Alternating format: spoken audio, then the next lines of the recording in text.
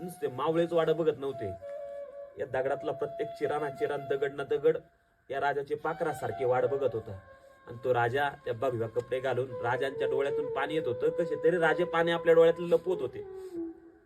आता ते साधू मंडळी म्हणले की आम्हाला भिक्षा पाहिजे. भिक्षा आणले गेले. म्हणले तसं नाही, आम्हाला भिक्षा पाहिजे ना, तर आम्हाला ते आऊसाहेबांचेच हातची भिक्षा पाहिजे. आऊसाहेबांना निरोप गेला गेला आऊसाहेबांच्या मालामध्ये की आम्हाला अशा अशी साधू आल्यात आऊसाहेब, आणि त्यांना तुमच्याच हातची भिक्षा पाहिजे. आऊसाहेब आवाक झाल्या. साधू मंडळी एका गृहस्थीच्या हातची भिक्षा. आऊसाहेबांनी सांगितलं त्यांना सांगा पद्मावती देवीच्या मंदिरात थांबायला, आम्ही आमचं आवरले की येतो.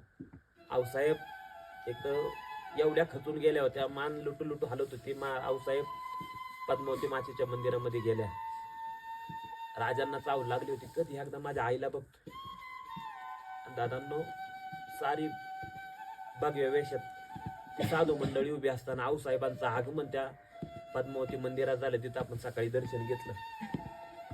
आऊसाहेब येऊन बसल्या होत्या आणि महाराज जसे आऊसाहेब आले तसे एका कडेला उभे असणारी सारी मंडळी आऊसाहेबांच्या पुढे आली.